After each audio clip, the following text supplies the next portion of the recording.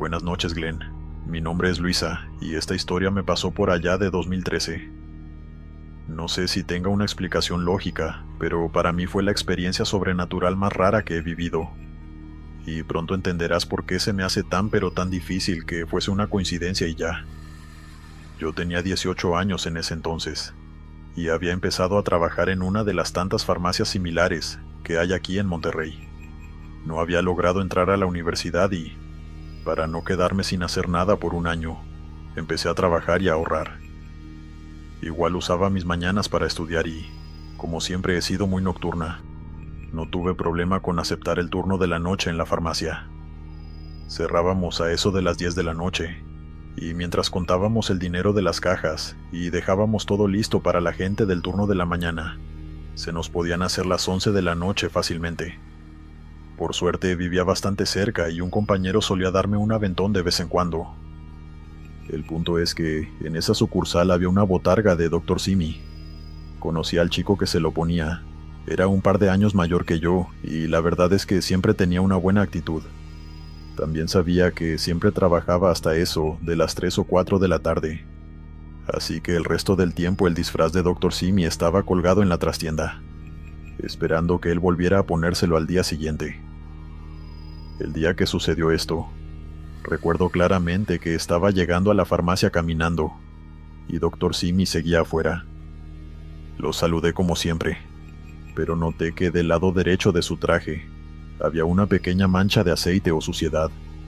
No estoy segura de qué era, pero sé que se notaba bastante sobre el traje blanco de Dr. Simi. Le pregunté por la mancha, y me dijo que no tenía idea de cómo se la había hecho, pero que él se encargaría de limpiarlo otro día. Era necesario porque la mancha la tenía en el hombro, y se notaba bastante incluso de lejos. Entré a la farmacia y comencé mi turno poco después. El chico entró. Dejó el disfraz de Dr. Simi colgado, y el turno continuó con bastante normalidad hasta eso de las 7 u 8 de la noche. Creo que era martes o miércoles y había poca actividad en la farmacia, incluso menos de lo usual en el turno de la noche. Como mucho habían entrado 2 clientes a esa hora. Así que mis 2 compañeras y yo estábamos aburridas, y cada quien estaba en lo suyo. Yo me quedé frente a mi caja, que me daba vista completa hacia la entrada de la farmacia y hacia el exterior. Pasaron las horas y creo que eran tal vez las 9:30 cuando de pronto noté algo de reojo. Fue un movimiento rápido, pero que llamó mi atención. Me di la vuelta para ver si era alguna de mis 2 compañeras llamándome, pero no vi a ninguna. En su lugar solo vi el traje de Dr. Simi colgado en la parte de atrás y poco más. Me levanté de mi puesto y fui a platicar con ellas que estaban en el depósito. Y después de un rato volví a mi caja. De nuevo no había clientes, y la calle afuera de la farmacia estaba vacía.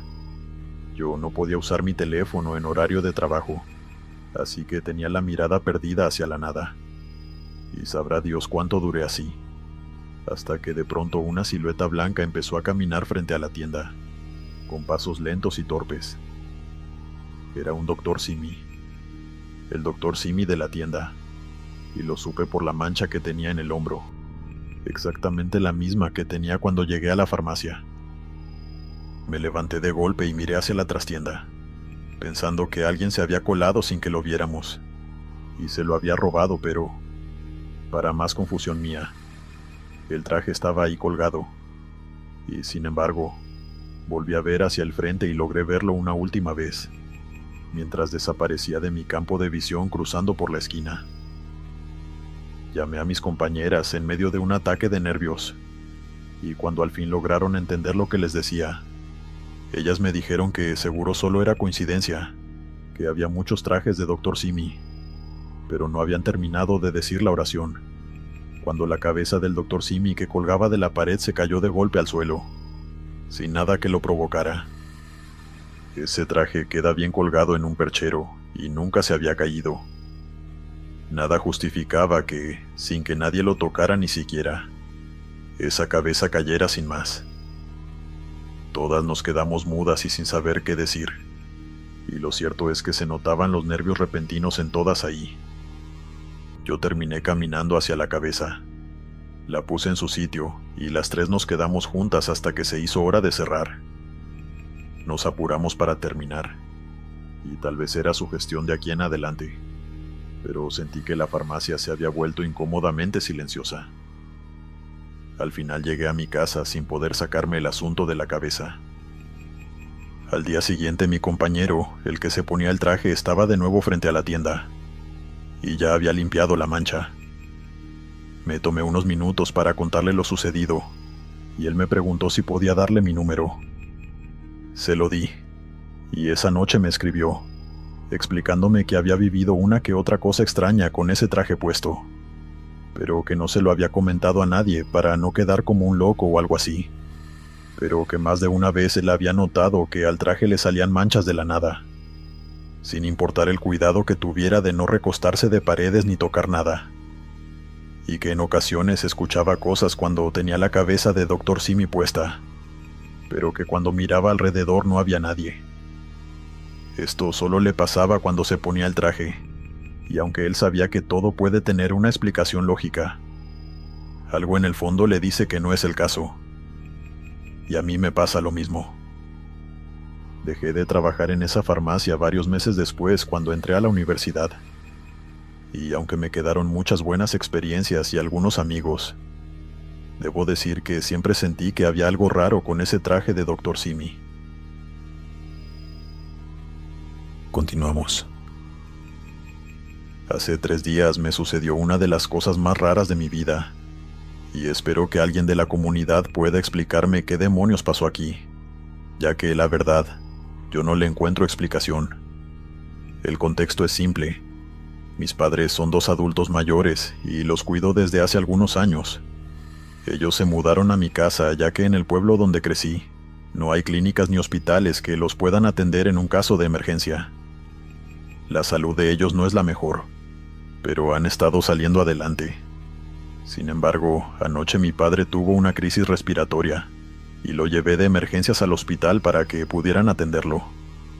No sé qué está pasando en este país, pero ni bien llegar, me dijeron que no tenían una serie de medicamentos para atenderlo y que debía comprarlos yo. Me encontraba con mi esposa en ese momento, y ella me dijo que se quedaría con mis padres, mientras yo iba a la farmacia a comprar lo que me solicitaban. Salí volando hacia la farmacia en el auto, pero, para mi horror, muchas de las que quedaban cerca del hospital estaban cerradas, a pesar de que supuestamente eran de 24 horas. Seguí conduciendo en línea recta, hasta que al fin llegué a una farmacia de cadena que estaba seguro de que me atenderían. Pasé directamente hacia la ventanilla desde mi auto, y me quería arrancar los cabellos. No había ningún empleado detrás. Tengan presente que, en ese momento, mi paciencia estaba completamente rota. Lo único que me pasaba por la cabeza en ese momento era que mi papá se estaba muriendo en la sala de emergencias de un hospital deshecho y nadie nos estaba ayudando. Toqué la bocina desesperado y volví a dar la vuelta a toda velocidad. Y esta vez, alguien estaba detrás de la ventanilla. Una chica güera con los ojos bastante grandes. Eso lo recuerdo bien porque, en serio, por un segundo me sacaron de onda sus ojos. No quiero dar a entender que fuera fea, o que tuviera ojos de pez, pero sus ojos resaltaban, sobre todo por el color ya que eran bastante azules. Me bajé del auto y le dije que necesitaba una lista de medicamentos que me había dado el doctor. Se lo dije con mucha urgencia, pero ella mantuvo la calma, y mientras buscaba todo no dejó de disculparse, con que su compañero estaba en el baño, enfermo del estómago, y por eso no me había podido atender antes. La precisión con la que me fue pasando todo me llamó mucho la atención, y también el hecho de que me estaba soltando las cosas una a la vez, sin ni siquiera haberlas pagado, aunque debo decir que en ese momento yo estaba tan abrumado por lo que estaba pasando, que tampoco le di mayor importancia. Cuando terminó de darme todo lo que me pidieron, intenté sacar la tarjeta de débito para pagar, pero noté con angustia que en el ajetreo de sacar a mi papá de casa, había dejado mi billetera y hasta mi móvil. No tenía cómo pagar. Ella negó con las manos, con una sonrisa muy cálida en su rostro. le dije, angustiado, que no tenía efectivo, casi llorando, pero ella me dijo que no me preocupara y que fuera... Y esto sí me dejó frío frente al cristal de la ventanilla. Que fuera a salvar a mi papá. Yo jamás le dije para quién era todo lo que estaba comprando, ni qué estaba pasando por mi cabeza. Ella simplemente lo adivinó o algo así.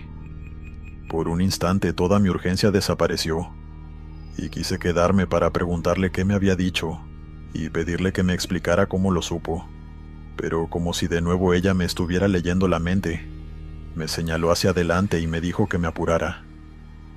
De verdad estaba muy confundido, y sigo estándolo, pero le hice caso. Me monté en mi carro y volví al hospital. Afortunadamente llegué a tiempo. Mi padre estaba estabilizado y pudieron atenderlo como es apropiado.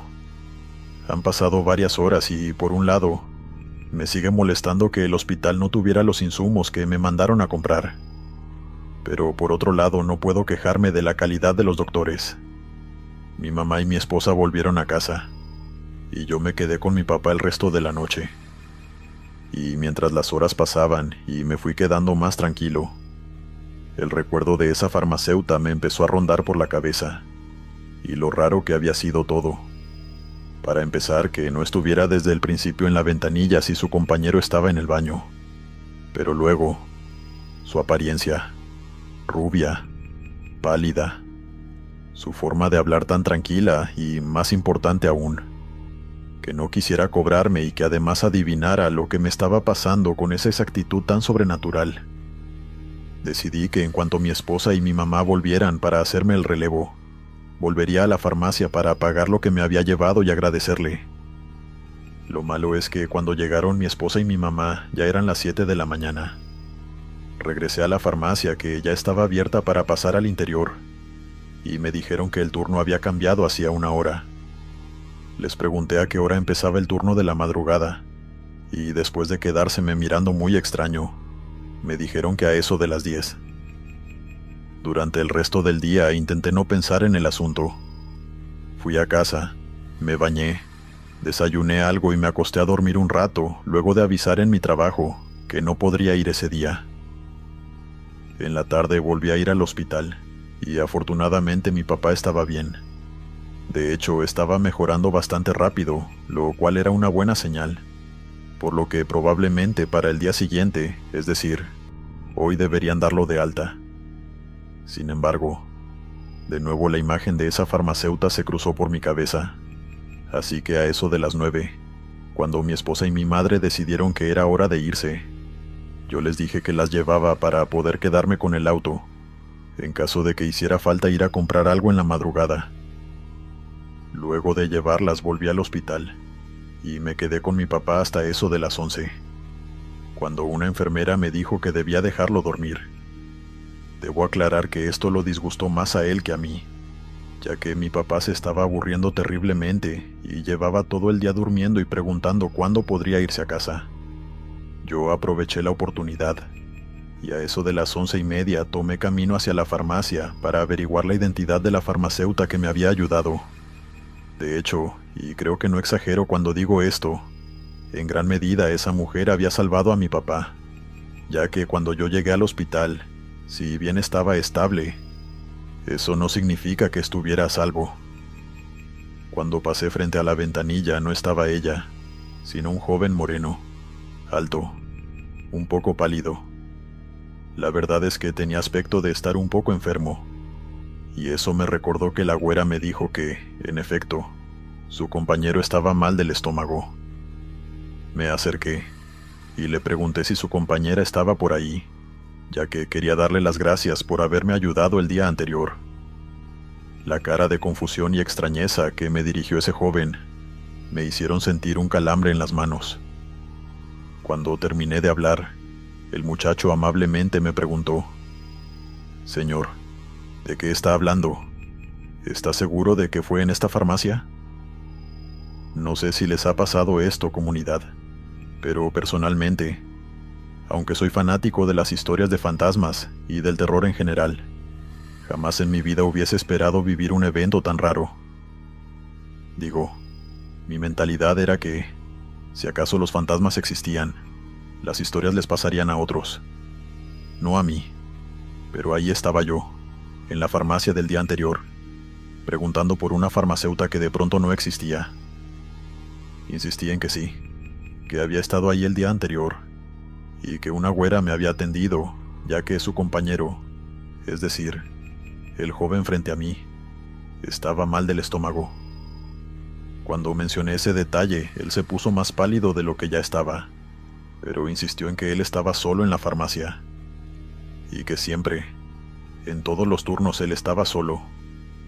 Él pensó de inmediato que alguien había entrado a robar, y que me despacharon como una especie de acto de ayuda, pero yo le dije que tenía el uniforme puesto, que no era una mujer cualquiera.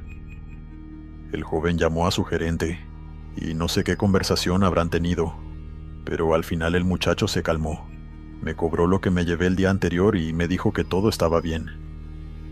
Cuando le pregunté qué había pasado, simplemente me dijo que su gerente lo convenció de que a veces sucedían cosas raras y que mejor las dejara pasar, cobrara, ya que seguramente faltarían los productos que mencioné en el inventario, y que no siguiéramos revolviendo el asunto.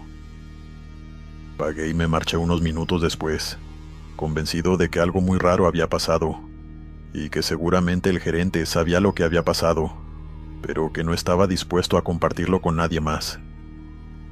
En lo que a mí respecta, real o no, esa mujer me salvó aquella noche de perder a mi padre, y a donde sea que esté, le agradezco lo que hizo. Continuamos. Mi nombre es Camila, y durante 2 semanas estuve trabajando en una farmacia de mi pueblo. Soy de un lugar muy pequeño del norte de Uruguay, cerca de la frontera con Brasil, y la farmacia donde comencé a trabajar es bastante conocida en mi localidad porque, bueno, es prácticamente la única que hay. Hay otras 2 farmacias, pero son pequeñas y nunca estaban abiertas después de las 10 de la noche, así que cuando de verdad surge una emergencia, todos recurren a la farmacia donde yo trabajé. Es grande. Obviamente tiene venta de medicamentos, pero también tiene perfumería, alquiler de equipo médico, sillas de ruedas, muletas, un par de nebulizadores y hasta una cama ortopédica. En la tarde se llenaba de jubilados y de noche sí se quedaba bastante vacía, pero siempre llegaba algún cliente por ahí para comprar un expectorante o pastillas para el dolor de cabeza. Recuerdo claramente que entré un lunes, en el turno de la tarde. Quien me enseñó todo lo que necesitaba saber fue una mujer mayor, doña Marta, la dueña de la farmacia. Me dio un chaleco, me mostró el sistema, cómo funcionaba la caja, y me mostró dónde estaban las cosas. Todo normal, salvo por una sensación rara que, en su momento, preferí achacar a los nervios del primer día. Un frío que no venía de ningún aire acondicionado. La primera cosa pasó el miércoles, a eso de las 8 de la noche, cuando ya había bajado el sol y no quedaba fila en la farmacia. Mi compañero, un chico bastante callado al que llamaré Guille, se fue a la trastienda, y yo me quedé sola detrás de la caja, con la mirada perdida en la zona donde estaban en exhibición los materiales médicos. Ahí estaba un tensiómetro manual, de esos que tienen la pera, con el que les tomábamos la tensión a quienes lo necesitaban. Al otro lado de la farmacia había una señora buscando algo en las neveras, y en eso, sin que nadie lo tocara, escuché el sonido característico de la pera del tensiómetro buscando aire, como si alguien lo estuviera inflando, pero no había nadie junto al tensiómetro. Lo juro, la pera no estaba apretada, nadie tenía el dedo encima, y sin embargo, desde donde yo estaba parada pude ver que el relojito saltó a 120, y al segundo, la válvula se abrió con un sonido brusco que me hizo pegar un brinco. Debe estar dañado. Salí de detrás de la caja y lo bajé de donde estaba para revisarlo, y todo estaba en orden. Lo volví a colgar y Guille me preguntó que qué estaba viendo. Le conté lo que pasó y solo me sonrió antes de decirme que no le pusiera atención a esas cosas. El viernes me mandaron al cuarto del fondo a ordenar las muletas por talla y eso. No había casi clientes, así que tuvo sentido que me mandaran a ordenar inventario. Las muletas estaban apoyadas en un rack metálico, una al lado de la otra, bien calzadas pero desordenadas. Acomodé de las más cortas a las más largas y cuando me di vuelta para traer un rollo de etiquetas, escuché el chasquido seco de aluminio contra baldosa. Una muleta cayó sin motivo aparente, ya que, como dije, estaban bien apoyadas en el rack. Fui a levantarla y delante de mí, una segunda se deslizó como si alguien hubiese tirado apenas de la empuñadura. Después otra y otra más. Terminé con 5 muletas en el suelo. No había corriente de aire. La ventana estaba apenas entreabierta. Guille apareció en la puerta, me vio agachada y dijo algo como: «Siempre se caen esas, están mal apoyadas». Quise creerle, aunque la verdad sí estaba bastante nerviosa a esas alturas. Las dejé encajadas con más fuerza. A la noche, Marta me pidió que, por las dudas, corriera el rack un poco más hacia la pared, para que no se asustaran los clientes por el ruido si las muletas se caían. Obviamente algo pasaba con esas muletas, porque durante las 2 semanas que trabajé ahí, se estuvieron cayendo una y otra vez. El sábado, poco antes del cambio de turno, estaba haciendo lo que me faltaba para terminar. La calle estaba vacía, y estaba apurada por irme. Le di al botón de total en la caja registradora, y la gaveta se abrió con su campanilla de siempre. Caminé al cuarto del fondo para guardar el dinero en la caja chica, cuando escuché el timbre de la caja registradora otra vez. Pensé que yo misma la había dejado mal cerrada. La empujé hasta oír el clic. Di 2 pasos, y de nuevo lo escuché. Esta vez me quedé ahí, mirándola. La señora Marta se había ido hacía horas.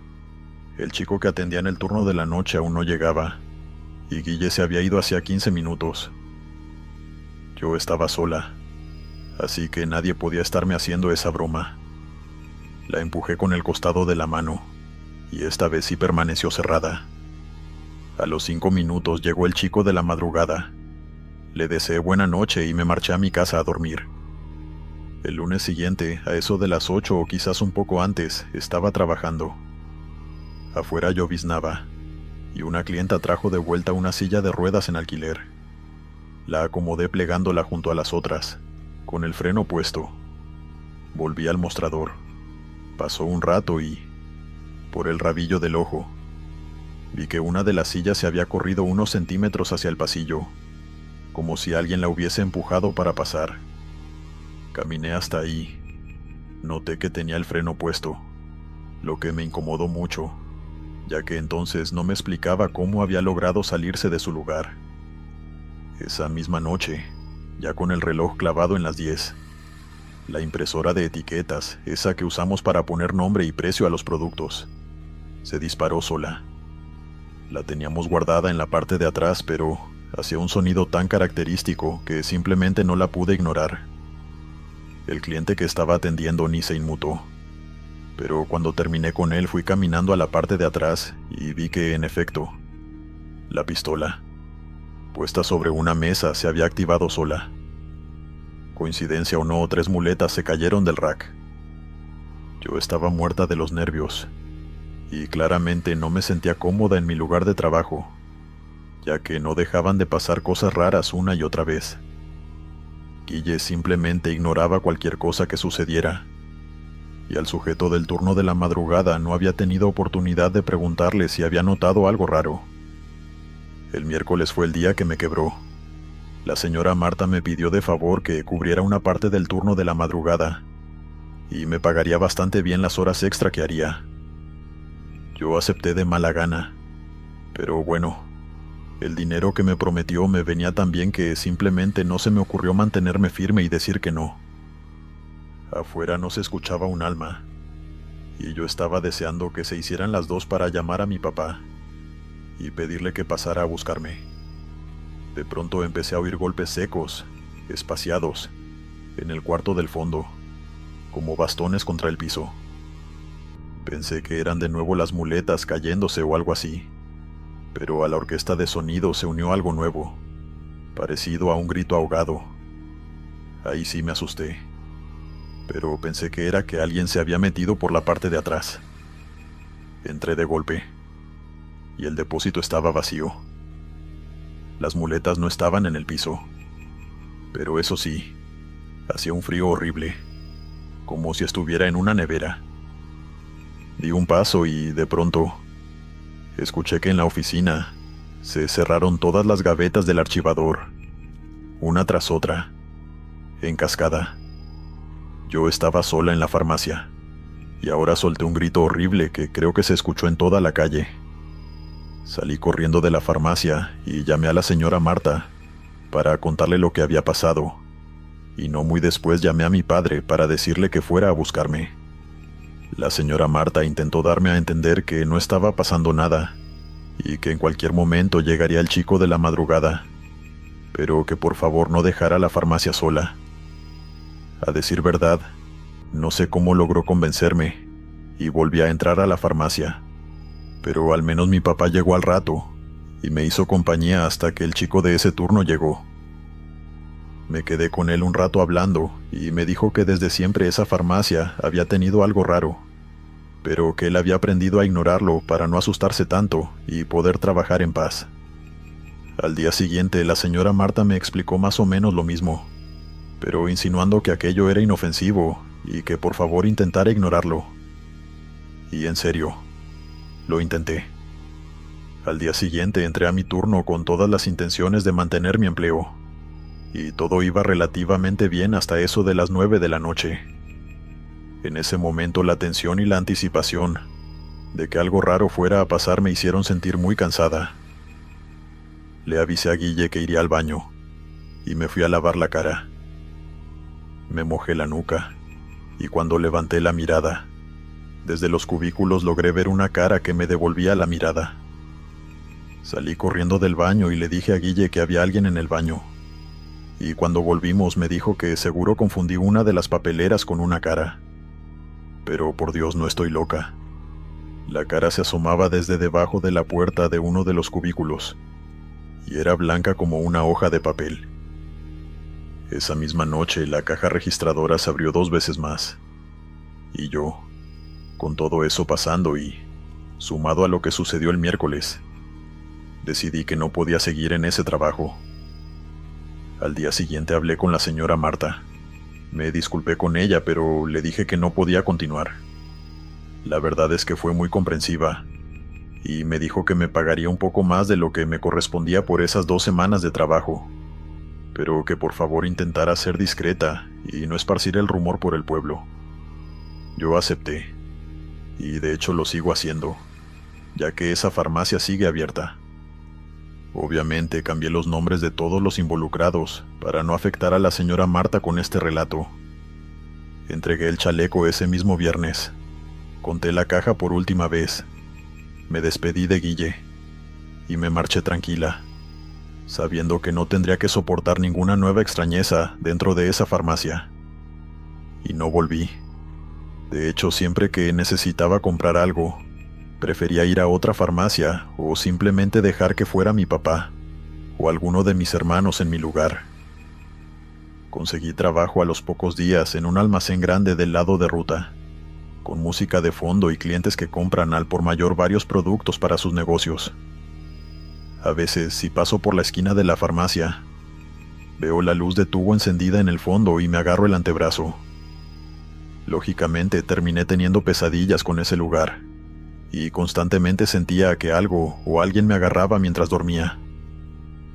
Por suerte, esa sensación desapareció con el pasar de las semanas. Si me preguntan qué creo, no tengo teoría. Les pregunté a muchas personas de mi pueblo si sabían algo de la farmacia grande, pero no había ninguna información relevante, ni siquiera mi abuela, que llevaba todos los años del mundo viviendo en ese pueblo. Había escuchado alguna vez de alguna experiencia tenebrosa en la farmacia, lo que me lleva a creer que, o esto es algo muy reciente, o la señora Marta es muy buena, convenciendo a sus empleados de guardar silencio. acerca de los eventos extraños que pasan ahí dentro. Continuamos. Buenas noches, Glenn. Me llamo Ana y soy farmacéutica en una cadena muy conocida. Llevo años tras el mostrador, surtiendo recetas, explicando las dosis y peleándome con el sistema cuando se cae a medianoche. A mí me ha tocado trabajar en todos los turnos. En la mañana, con chavos buscando pruebas de embarazo, y en la madrugada, que ya es otra cosa. Luz fría y mucho silencio hasta que alguien llega de emergencia a la ventanilla. Me ha tocado ver las dos caras de la moneda en los años que llevo atendiendo aquí. Ahora, hubo alguien que me marcó especialmente, y esa fue una clienta que, sin falta, todos los miércoles y algunos viernes, pasaba por mi ventanilla a eso de las 10 de la noche. Doña Leti. Tenía 80 y tantos, y una sonrisa que me despertaba mucha ternura. Era delgada, casi siempre llevaba el mismo abrigo gris, un bolsito de tela donde traía una libreta y sus lentes. Traía su receta doblada con cuidado, con un montón de medicamentos prescritos para los huesos, la diabetes y, sobre todo, para la tensión. Recuerdo con claridad cómo señalaba con el dedo tembloroso el nombre de los medicamentos como si yo no me lo supiera de memoria. Losartán e hidroclorotiazida, la cual odiaba porque la mandaba demasiado al baño, y otra larga lista de medicinas que no voy a nombrar. El problema es que doña Leti siempre se iba con lo justo. Una cajita para 7 días, y a veces ni eso. Noté que en ocasiones dejaba de comprar medicina, y cuando tuve confianza se lo mencionaba, y ella me decía que todavía le quedaba, que un vecino le había dado y cosas así. No tenía por qué no creerle, pero igual, si la veía muy apretada, le ponía de mi bolsillo para que se llevara otra. A ver, no es que yo me considere una heroína, pero digamos que prefería comprarle una cajita de losartán, antes que descubrir que doña Leti había tenido una crisis hipertensiva. Nos hicimos cercanas en relativamente poco tiempo, ya que doña Leti era muy conversadora. Se ponía a echarme cuentos de sus vecinos y todo eso, y así fue como aprendí que vivía sola, que los muchachos, es decir, sus hijos, trabajaban lejos y que no siempre le podían mandar, que la vecina de arriba hacía ruido, que el frío de enero la tumbaba en cama porque le dolían los huesos, y todas esas cosas. Ella también se aprendió mis horarios y me preguntaba si ya había cenado, algo muy dulce de su parte, porque incluso se le hizo costumbre llevarme regalitos. En octubre me llevaba pan de muerto, y a lo largo del año dulces, o algún refractario con algo que había cocinado, y vaya que sabía cocinar bien doña Leti. Más allá de esto no hay mucho que decir. Era una señora educada, hablaba mucho, y era una clienta que me alegraba las noches porque se quedaba un rato a platicar conmigo en lugar de simplemente comprar e irse. Una semana, 3 años después de conocerla, dejó de venir. La siguiente también. Podría parecer normal para cualquiera, menos para mí. Mi compañero de trabajo me dijo que quizás había cambiado de farmacia por los precios, y yo quise escucharlo y quitarle peso a la cosa, pero mi subconsciente simplemente no se lo creyó. Pasé un mes entero sin saber de ella, hasta que un vecino de la colonia que a veces pasaba por paracetamol me contó, sin rodeos y con mucha pena, que doña Leti había fallecido en su casa por causas naturales. Tenía 87 años. Fue un golpe durísimo, porque me di cuenta de que acababa de perder a una amiga y ni siquiera había procesado que ya lo éramos. No pude evitar que se me salieran las lágrimas, y por unos minutos mi compañero tuvo que reemplazarme, pero al fin pude recuperar el aliento. El vecino seguía ahí, y me dijo dónde la habían enterrado y todo eso por si quería visitarla. Esa noche no sé cómo logré seguir trabajando, ya que la noticia me sentó como una patada de caballo en el pecho. Esa semana me tocó turno completo nocturno, de los que te dejan el cuerpo molido, y sumado a la mala noticia, puedo decir con sinceridad que fue una de mis peores semanas en el trabajo. En la madrugada, Después de la 1, la farmacia se convertía en un lugar frío y silencioso, y esos días me parecía incluso más extraño. En pocas palabras, estaba muy triste, y estar en la farmacia sin nada que hacer durante horas me transmitía todavía más tristeza. Fue en esas circunstancias cuando pasó. Eran las 2:17 de la madrugada. Lo sé porque acababa justo de ver la hora en mi teléfono. No había nadie en ventanilla y de nuevo la farmacia estaba en silencio. Ni siquiera mi compañero se oía, por lo que asumí que se había quedado dormido o algo así. Yo estaba acomodando inventario en el estante de crónicos. Presión, azúcar, colesterol. Ordenar siempre me ha calmado, y estaba intentando distraerme con esa tarea. Cerré el cajón de los tensiómetros y en ese instante una ráfaga de aire frío me atravesó desde la ventanilla hasta la espalda, como si alguien hubiera abierto la trampilla que usamos para pasar los medicamentos y estuviera soplando aire desde la calle. De inmediato me di la vuelta e intenté, en vano, buscarle una explicación. Estaba segura de que no era el aire acondicionado. Lo teníamos en 23 y la corriente no vino del techo, sino de la ventanilla, y lo había sentido claramente. Al final asumí que de alguna forma el aire se había colado por una rendija de la ventanilla. Me di la vuelta para seguir con el siguiente anaquel y escuché el golpecito seco de plástico contra el suelo.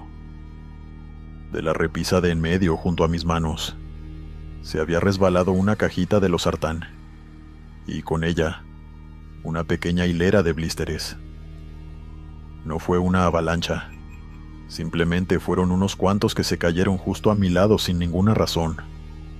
Me agaché a recogerlas, y por tonto que suene, mientras agarraba los blister, en un intento de maltratar el aluminio, noté que eran exactamente las mismas que siempre se llevaba doña Leti. Ojo, no son las pastillas más raras del mundo, quiero decir. El losartán es de lo más prescrito para los problemas de la tensión. Pero el dato se me clavó igual.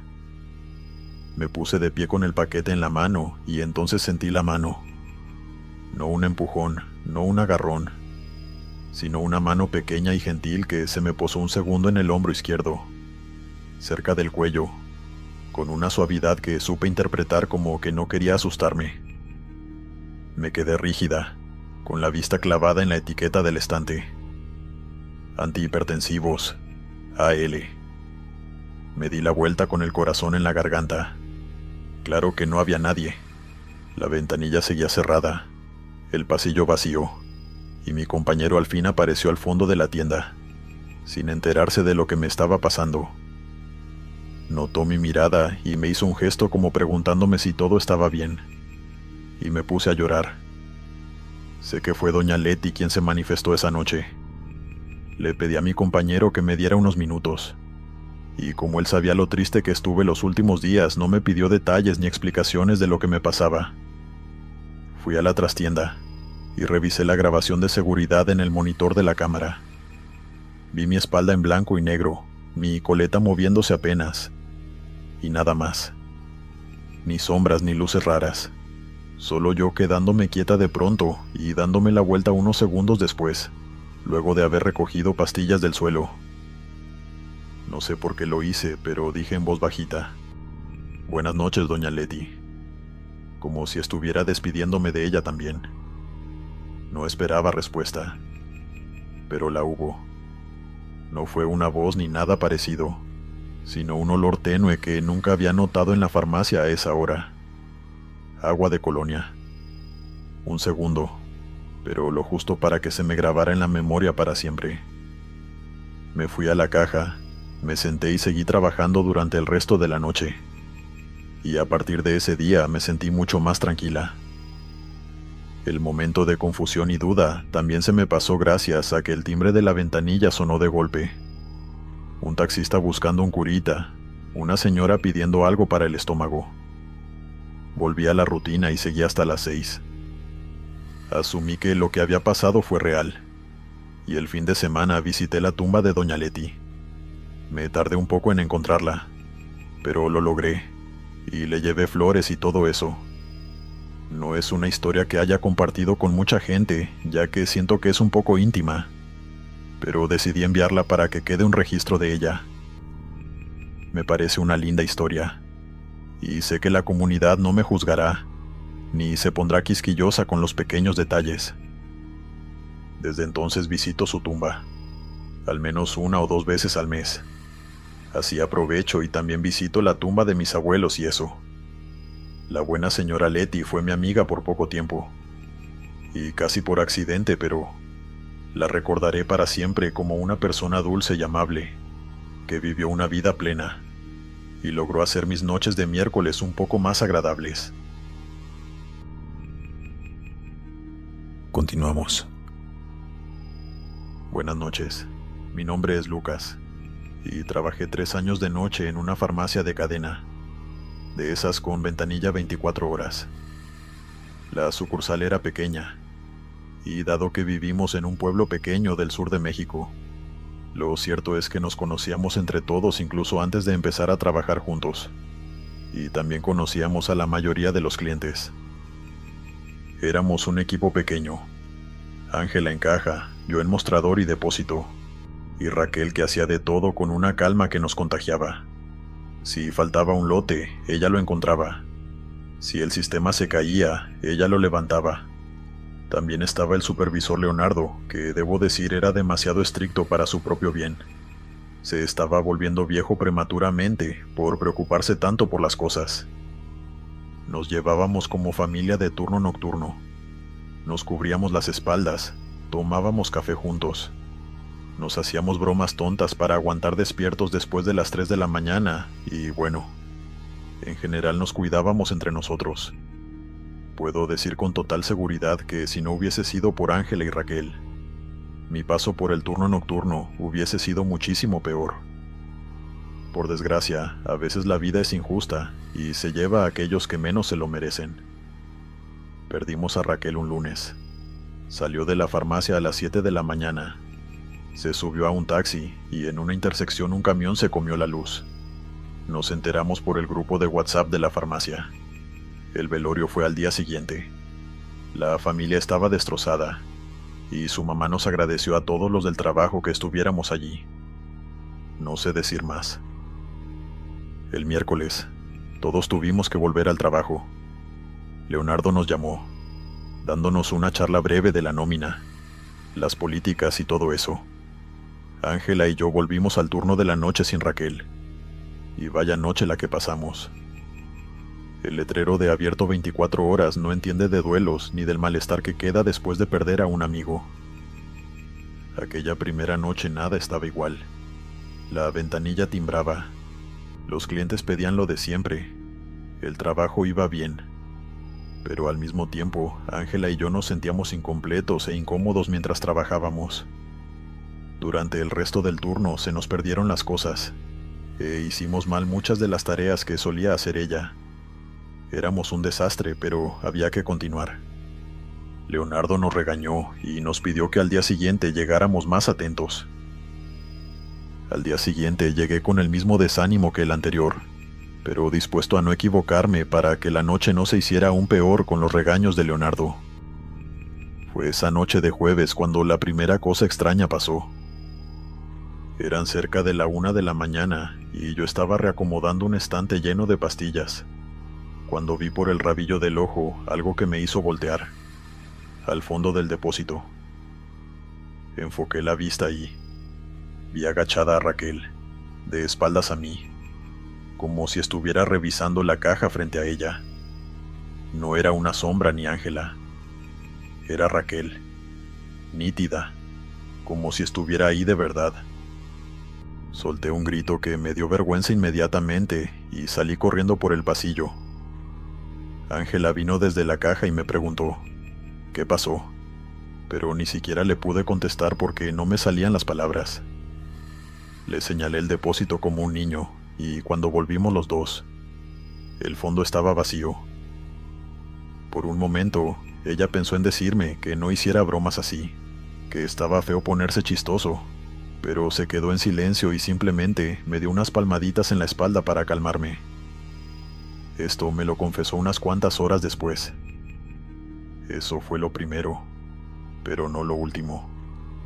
Los siguientes días no fueron más interesantes, pero sí estuvieron marcados por sucesos sin sentido ni explicación. Había una luz en el pasillo de dermatológicos que nunca fallaba, pero falló justo cuando Ángela iba caminando por ahí. Y aunque cambié la bombilla 3 veces, se hizo costumbre que se apagaran cuando alguien pasaba. No antes, no después. El lector de códigos cada tanto pitaba aunque nadie lo estuviera usando. En el cuarto de vacunas, la puerta amanecía cerrada con seguro cuando nadie la había cerrado. Y así muchos otros detalles, que hicieron sentir la farmacia con una vibra extraña y triste a la vez. Además, Raquel siempre fue muy ordenada, y por tonto que parezca, también se hizo notar de esa manera. Si dejábamos la caja registradora con la bandeja desalineada, aparecía perfecta. Si alguien dejaba un frasco sin frente, amanecía de cara. Era raro, pero estábamos dispuestos a aceptarlo, hasta que pasó lo del baño. Fue casi al final de ese mes. Eran las 3 y pico de la mañana, y yo estaba en ventanilla entregando un jarabe para la tos y otras cosas cuando Ángela dijo que iba un rato al baño. El nuestro tiene un espejo grande con marco metálico justo frente a los lavabos. Arriba una lámpara de esas largas, por lo que sí, el baño estaba bien iluminado. Creo que no pasaron ni 2 minutos cuando escuché un grito horrible, como si la estuvieran matando. Leonardo, que hacía inventario en la oficina, salió al pasillo igual que yo, y juntos entramos de golpe en el baño. Ángela estaba con la espalda contra la pared, con las manos apretadas al pecho y apretando los ojos como si hubiese algo que no quería ver. Estaba como en estado de shock, hiperventilaba y, cuando nos sintió entrar, nos dijo una y otra vez que acababa de ver a Raquel por el espejo. Miré hacia el espejo y al interior del baño, pero no encontré a nadie. La sacamos del baño y, cuando al fin se calmó, nos explicó lo que había pasado. Ángela estaba lavándose las manos, cuando de pronto sintió algo raro, como si estuviera nerviosa de pronto, y cuando levantó la mirada hacia el espejo, vio a Raquel de pie en la esquina del baño, devolviéndole la mirada, y con una sonrisa rara. Ahí fue cuando Leonardo y yo escuchamos los gritos. Como podrán imaginar, a Leonardo no le hizo nada de gracia escucharnos contar historias de fantasmas en el trabajo, y empezó a revisar cámaras y las grabaciones de los últimos días. Obviamente no se veía nada de lo que mencionábamos, a excepción de las luces del pasillo que se apagaban y se prendían, pero él lo atribuyó a un fallo en los circuitos o algo así, y dado que el baño no tiene cámaras, Leonardo no pudo verificar que lo que Ángela y yo decíamos era cierto. En fin, le dio a Ángela un día de descanso para que recobrara la compostura, y ahí terminó todo. Ángela no volvió la noche siguiente, ni la que siguió. Nos seguíamos escribiendo por WhatsApp, y me explicó que no había renunciado por miedo como tal, sino porque, para empezar, Leonardo la tenía harta, pero era porque también tenía una imagen dulce de Raquel en su memoria, y no quería que esa imagen tan buena de ella se viera opacada por sucesos extraños. La verdad la entendí completamente, pero yo no podía simplemente renunciar, y me quedé en el trabajo un tiempo más. Ahora debo decir que después de que Ángela se fuera, siguieron pasando cosas, pero no fueron a peor. Al contrario, se fueron disipando poco a poco hasta que simplemente dejaron de pasar. En una ocasión la ventanilla sonó sin cliente, y una que otra ocasión mientras acomodaba inventario, abrí los cajones de las pastillas y vi alguna caja fuera de lugar, pero fuera de eso, nada que valga la pena mencionar. La chica nueva, una joven llamada Erika, dijo haber visto una sombra por el rabillo del ojo en el depósito, pero cuando volteó no había nada. Le dije que seguro vio mal y ya. Como dije, con el tiempo, su presencia o lo que fuera se calmó. Pasó el tiempo y conseguí un mejor trabajo. La farmacia sigue ahí, pero Raquel ya no se manifiesta en su interior. Creo que a Leonardo lo terminaron reemplazando, y yo aún mantengo contacto con Ángela y a veces nos acordamos de Raquel.